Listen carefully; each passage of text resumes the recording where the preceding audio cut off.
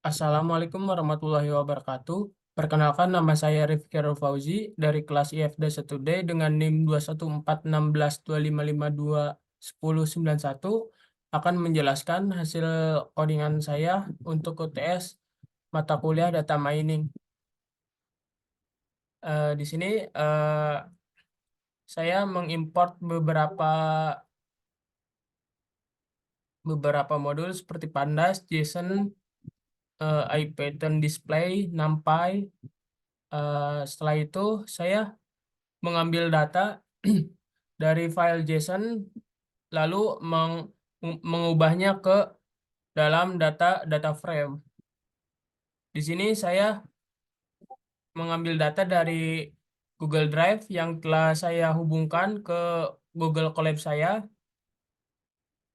lalu mengambil data tabel lulusan dan memasukkannya ke data frame dengan variabel nama tabel lulusan yang akan menghasilkan tabel seperti berikut yang berisi 4.542 baris dengan 9 kolom. Lalu yang kedua, di sini ada file JSON transkrip nilai yang saya konversikan juga menjadi data frame dengan nama tabel transkrip. Ya, di sini terlihat tabel transkrip memiliki beberapa kolom dan baris dengan 256.299 baris dengan 11 kolom, termasuk nilai grade, nilai total, semester, NIM, nama MK, dan semester, dan SKS. Selanjutnya, setelah meload meload data data data frame dari dua data tabel, saya mencari nilai IPS berdasarkan per semester karena pada data sebelumnya di sini masih belum menyatu setiap semesternya, masih berdasarkan eh, pada matkulnya masing-masing. Seperti contoh berikut, semester 3 dengan matkul desain analisis algoritma, analisis desain sistem berorientasi objek, itu masih dalam satu matkul saja.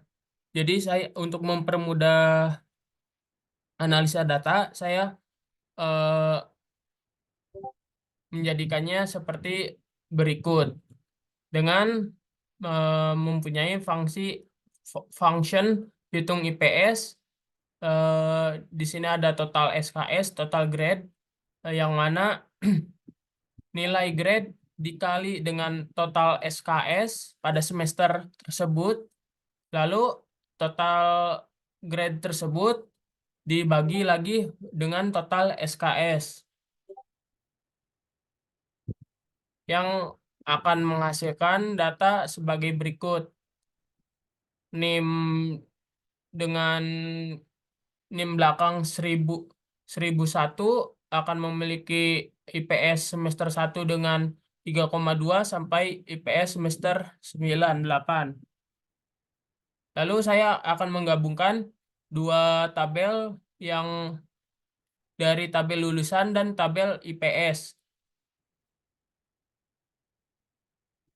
dengan parameter merge dengan metode merge. Di sini saya menggabungkannya berdasarkan NIM yang menghasilkan 4.542 data. Lalu saya menghapus data mahasiswa pindahan dengan status masuk sama dengan 0. Status masuk itu pada kolom ini yang tidak sama dengan 0, yang artinya jika data tidak sama dengan 0 berarti akan dihilangkan. Lalu saya menstandarisasi format karena untuk memudahkan untuk dibaca dan diolah, Di sini saya menstandarisasi format beberapa kolom, yakni jenis kelamin, status pegawai, lalu lama kuliah dalam bentuk tahun. Di sini saya jenis kelamin mengubah dari data 0 menjadi laki-laki dan data 1 menjadi perempuan. Untuk status pegawai, data 0 menjadi bekerja dan data 1 menjadi belum bekerja. Lalu di sini saya menghitung durasi studi dalam tahun. Di sini saya menghitung dengan tanggal lulus dikurangi dengan tanggal masuk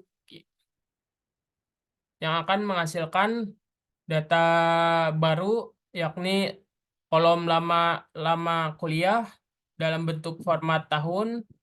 Lalu di sini terlihat untuk standarisasi format sudah berjalan di jenis kelamin dan status pegawai.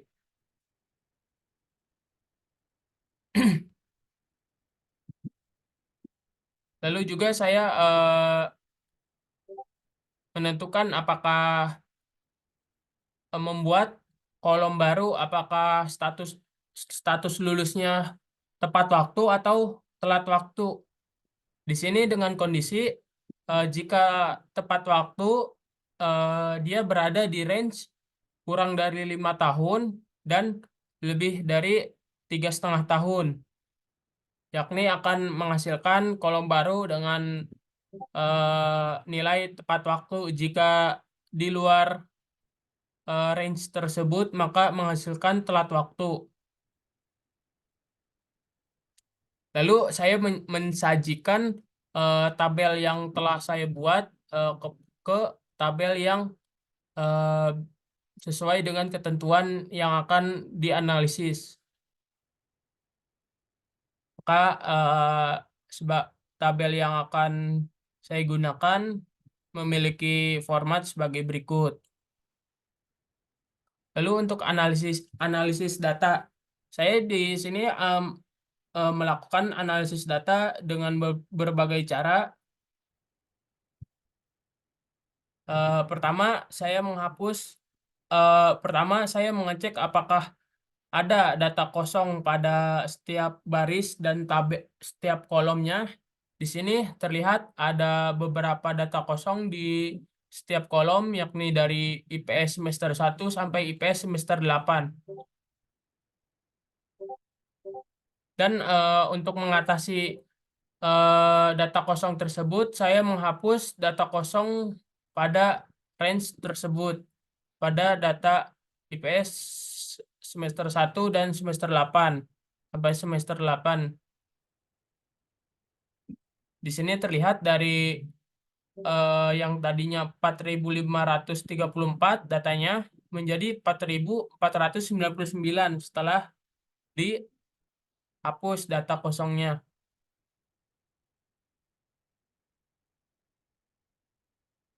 Lalu di sini saya meng-cleaning data.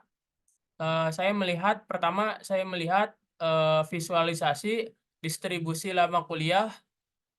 Lihat di sini lama kuliah yang paling dominan adalah di range 4 tahun, dan terlihat di sini bulat-bulat kecil ini adalah outlier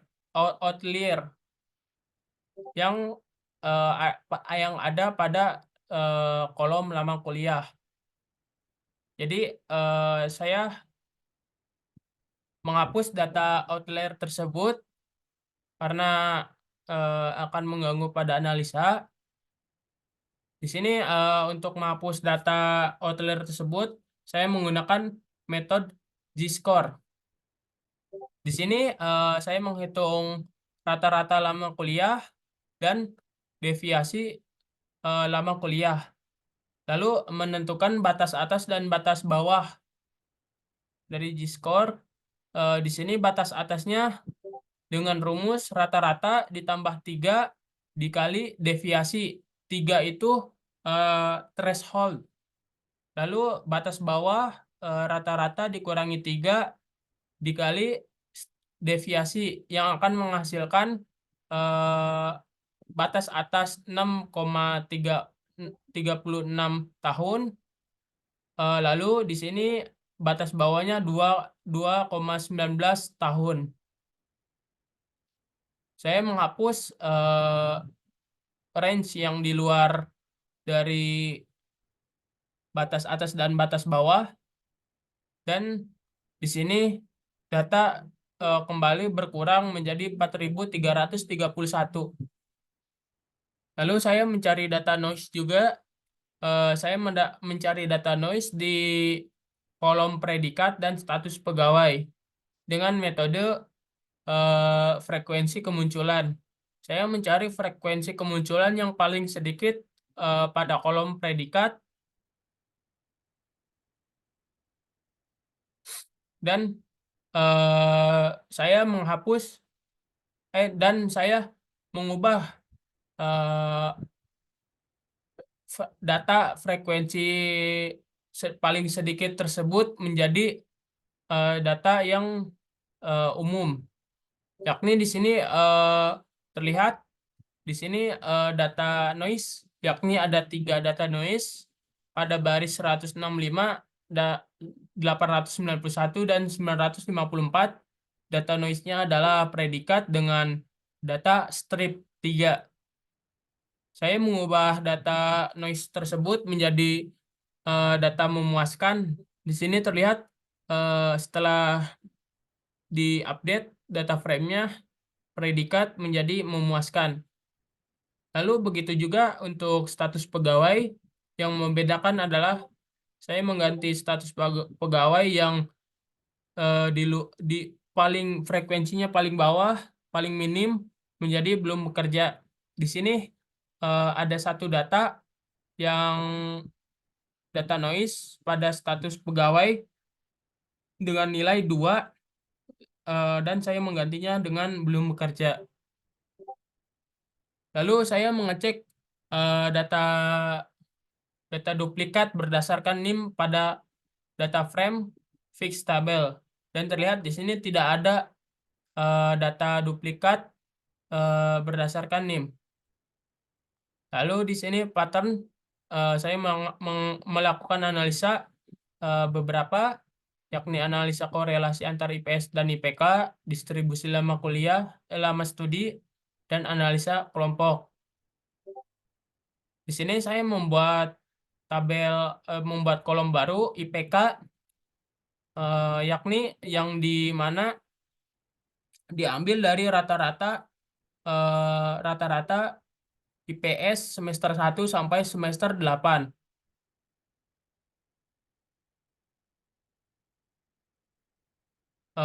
Untuk analisa 1, analisa korelasi antara IPS dan IPK. Di sini saya menggunakan library matplotlib untuk memvisualisasikan datanya. Di sini terlihat heat map korelasi antara IPS dan IPK, dan terlihat di sini eh, fokus IPS paling tinggi adalah di range semester 2 sampai semester 5, yang artinya pada semester tersebut sangat berpengaruh kepada nilai IPK para mahasiswa. Yang lainnya seperti semester 1 dan semester 7 dan semester 8 itu kurang menonjol. Di sini kita membacanya jika data korelasinya mendekati 1, itu makin berhubungan antara data tersebut. Di sini yang kedua, distribusi lama studi. Saya mencari eh, lama studi para mahasiswa dengan status kelulusannya, dan terlihat di sini data paling dominan adalah lama kuliah dengan kuliah selama 4 tahun, yang memunculkan data 1.400 lebih mahasiswa yang lulus pada tahun keempat. Sini juga selain data dominan tahun keempat, ada data lainnya seperti tiga, tiga, 3,5 tahun sampai 5 tahun untuk status lulus tepat waktu dan telat waktu di range 5 ke atas dan 3,5 ke bawah. Lalu yang terakhir analisa kelompok. Saya mengelompokkan beberapa data. Di sini contohnya adalah berdasarkan data predikat. Saya ingin melihat data data IPK dengan predikat dengan perbandingan predikat. Jadi di sini terlihat pada visualisasi eh, predikat ujian de- ujian memiliki IPK yang paling tinggi di antara tiga predikat, yakni sangat memuaskan dan memuaskan. Yang pada predikat ujian memiliki rata-rata IPK sebesar 3,7 pada status lulus tepat waktu maupun telat waktu. Lalu di sini ada IPK yang terendah pada predikat memuaskan, yang rata-rata pada 2,9 IPK-nya. Lalu saya membuat juga analisa berbentuk laporan yang bisa di-download di deskripsi video. Mungkin sekian penjelasan dari saya.